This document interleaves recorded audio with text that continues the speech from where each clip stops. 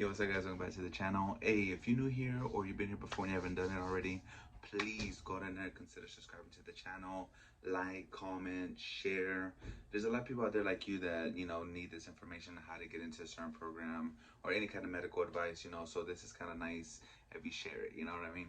So somebody asked me like, hey, what do you have to do to get into the RN program? Is there any little secrets that you know? Because RN is super competitive to get into, whether you're trying to be a state college or a private college, it doesn't matter.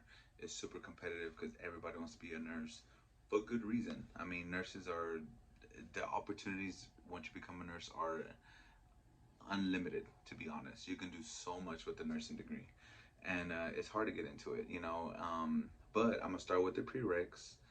Then in the end, towards the end, I'm gonna give you like little secrets that I don't think a lot of people know to help you get into the RN program. So make sure to stay to the end, and I got you. Okay. So first, you gotta start with prereqs, right? The prereqs are always the toughest ones because these are either gonna make you or break you. Either you're gonna be like, oh, I don't like, health or anatomy that much to continue, or you're gonna be like, you know what, you get intrigued and you're like, you know what, I really enjoy it. So here we go. So the first one you have to take is this Anatomy and Physiology 1 with lab. So basically, it's two classes. So you have to do that. And you also have to take this. Yes, Anatomy and Physiology 2 with lab, which is two separate classes. The body is there's so many systems that they have to break it up in two classes. So that's why they do that. Then you have to take this one, which is Principles of Chemistry. I personally never had to take chemistry, not even for radiology, so I'm sure it's a little tough class. But the cool thing about being in college and learning is that there's so many resources. So any of these classes that I mentioned, do not feel like, oh, I never took this class or I never did this. I'm not good at math. I'm not good at. It doesn't matter, And at the end of the day, is how much work you want to put into it. How much desire do you really want to be a nurse, a radiology tech, whatever the case may be, how bad do you want it? That's all it comes down to. Doesn't matter, oh, I've never done it in my life, I never did this, I'm not good at that. All that's high school stuff. You need to take that out your head and understand that there's so many resources, so much help out there for you to succeed in these classes. Okay, so don't get discouraged. The next one is this one, Human Growth and Development. I've never took it, but I'm guessing it teaches a little bit about the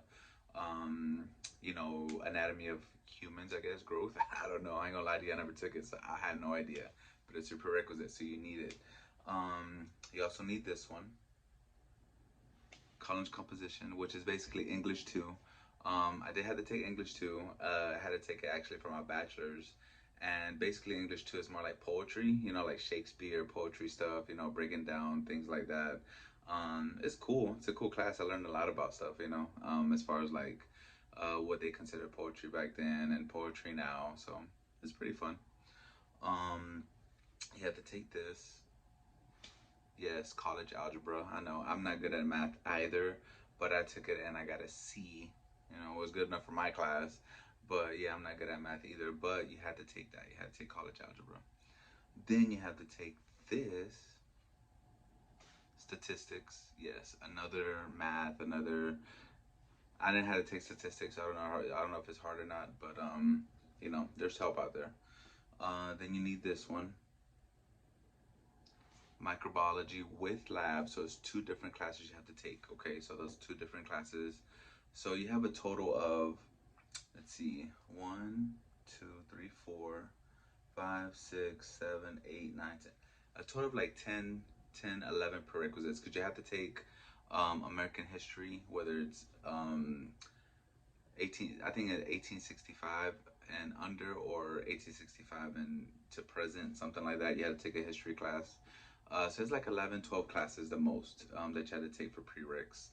And like I said, they can be tough. It can take you 2 years, possibly a year and a half. Depends how fast you want to do your classes, how many classes you can handle. If you want to take summer classes, it can take you a year to 2 years, depending on you. Though it shouldn't take you longer than that. But again, it depends on your work pace, Sometimes how much free time do you really have, or you're a full-time worker and you're trying to go to school on the side, so all that, varies. But just a reminder, anatomy and physiology, those courses expire after 10 years. So if I was to go back for nursing, I would have to redo anatomy and physiology because it's been more than 10 years. So I will have to do that over, just FYI. Now, how long is a course? So traditionally, state colleges have two programs. So they have a full-time and a part-time. And the full-time program is you'll be done in 2 years. And I guess they go through the summer. I could be wrong. I'm not sure, but I think you go through. There's no break. I think it's just 2 years straight. And if you do part-time, which I think is weekends, and I think the state college that I know in Florida, I think you do weekends and then 1 or 2 days during the week, and that's considered part-time. I could be off a little bit, but it's something like that. And that can be completed in 3 years as an RN. Okay, so just there's options out there. And I know it's hard, but you have to sacrifice, guys. It's something that you understand. If this is something that you really want to do in anything, like I said, whether it's radiology, CDL driver, RN, it doesn't matter what you want to do in life, as long as you have to have the patience for one thing, but you have to understand that it's going to take a lot of dedication, a lot of sacrifice away from your family, friends, things you like to do in order to accomplish a certain goal, so you have to keep that in mind. It's not easy, but you can do it and it's worth it. So another thing that you have to do, in order to get accepted to the RN program, is you have to take the TEAS test, which stands for test of essential academic skills. To get into radiology, you have to take that. So I never took it, but I think it's based off reading, math, science, and English, I believe. And I think you're able to take it, I think twice or 3 times a year, something like that. I can be a little off on that too, but you do have to pass the test. I think it's a 75% that you have to pass.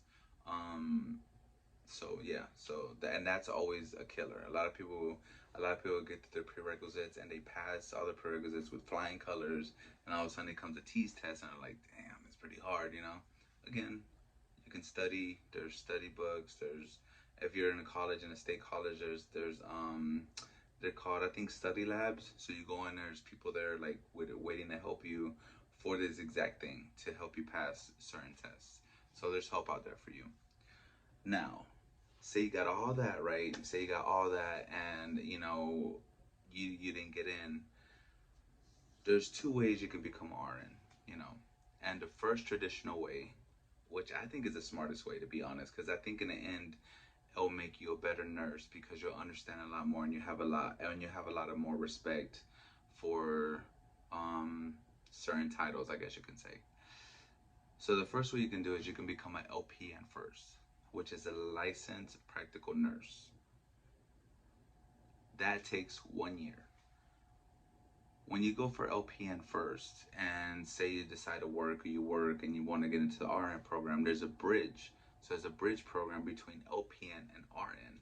And you can say 100% chance that if you're LPN first and you get all the you just have to do prereqs, but you get the LPN first, you get all the prereqs, I don't think that they have to take the TEAS tests. I can be wrong, but I don't think they do. They automatically bridge into the RN program because of the fact that they're already a licensed practical nurse and they have experience on the job, which is very, very important.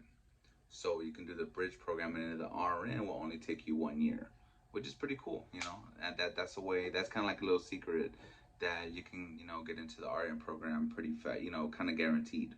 The second way you can get into RN a little bit easier is, say you did everything you needed to do, you got the TEAS test out the way, you didn't get chosen for whatever reason.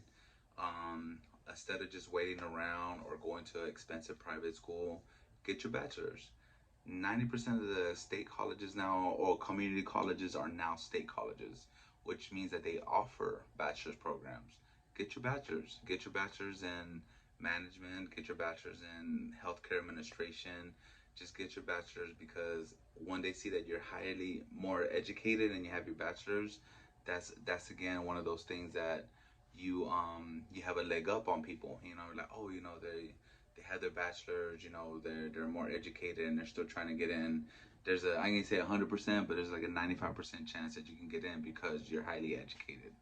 Um, so yeah, man. So I think nursing is an amazing, amazing career. You have so many opportunities, and I hope this helps some of you guys out there. Please, if you stay to the end, thank you. Share, like, all that good stuff, and I appreciate you.